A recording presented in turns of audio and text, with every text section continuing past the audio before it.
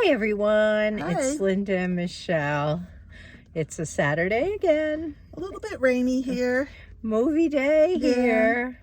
Not much to select from. We did talk about possibly seeing Beetlejuice, but really, kind of, that's but not our kind of movie. There's probably at least 50 shows today in the theater by us Yeah. of Beetlejuice. Yeah. At the expense of cutting down on all the other shows. Yeah. So. And I'm guessing I think that's the kind, our kids probably is the generation that really love that. And I know some younger people that couldn't wait to see it, but not my thing. Yeah, no, we saw a few people coming in dressed up a little bit for the occasion, but yeah, we decided to skip that one, and instead we went to see, what was it called, Linda? You Gotta Believe. You Gotta Believe, which was again one of those true stories that we always like to see about back in 2002. About a team, baseball team of young boys on the working towards getting to the Little League World Series in Williamsport, Pennsylvania. No, when they started, they weren't. Nope, not when they started. They started out kind of a mess. They weren't really a united team. And Linda? Yeah. This was as a young group, probably 10-year-olds, maybe up to 12 or so. Yeah. Who have been playing together as a team for most of their young lives. And one of the dads was a coach, and one of the other players' dads was the manager. And the coach really tried, but the manager didn't do so well with this team. And Dad got sick. The coach got sick, which was very sad. And we didn't know that was a part of the movie. I was thinking this would be a great movie for young boys, but not so much anymore. The dad got sick.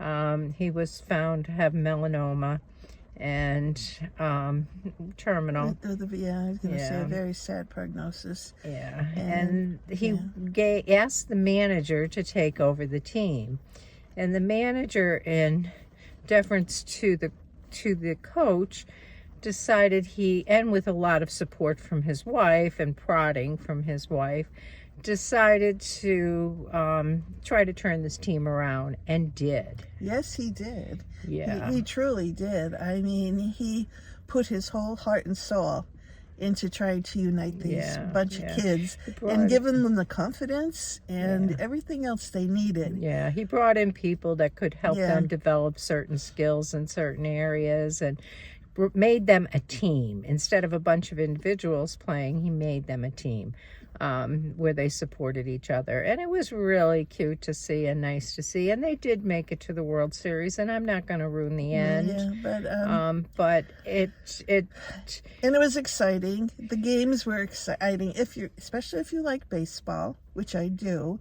It had me sitting on the edge of my seat many times as to what was going to happen next. But I'm not a huge baseball fan, but I have a grandson who is a huge baseball enthusiast and plays Little League and is right in that age group. I think he's going to be, he's 12, he's going to be 13. But I was thinking going in that this would be a great movie for him and his friends, his team friends, to see, because I really did think it would be a good, wholesome, develop a team, develop skills kind of movie. But it was really sad. But all those other things did happen that Linda mentioned. There was that developing the skills, developing the team as a team, but that overlying factor of the dad being so ill was a big part of the movie also. Yeah, so I'm not sure who this movie is geared toward. I mean, I really do think it's geared toward younger people. Like, I don't think it's an adult movie, to be honest. Like, I think the theater was filled with a lot of 8-10-year-olds. But but it was pretty heavy. I think I wouldn't want my grandchildren to see it because I think it was a little too heavy. So Been a little scary too. yeah, so Yeah. I'm not sure what group would be the best to see. I don't know. I mean, it's a nice movie if you're looking for something that's not horror Yeah. No, or definitely Beetlejuice or Deadpool. This is probably it because that's all we've got in our theater right now. not. But Yeah, and I don't think there were any big name stars in the movie. I didn't I know looked at anybody. the end to see if I knew anybody, and I kind of was wondering. There was one, the main coach, Bobby. He was played by someone called Luke Wilson, who very, very much reminded me of Owen Wilson in his mannerisms and his speech. So I got to check that out. See if maybe they're brothers. Possibly. Could be. Yeah, be. but The at some point during the movie, the dad, the guy, the coach who was sick, wrote his son a letter, and you never saw any more about it. It just kind of moved on, and at the very end, they had the real players of pictures of the real players, and they had a video of the real son. I mean, the coach's son, who had now become an adult and had his own child, and he opened the letter to read from his dad. First time he had ever read it. We don't know what the letter said still to this moment, but it was just really kind of cool. A really cool moment to see. yeah, it was. Yeah. So how would you rate it? I'm going with the 7.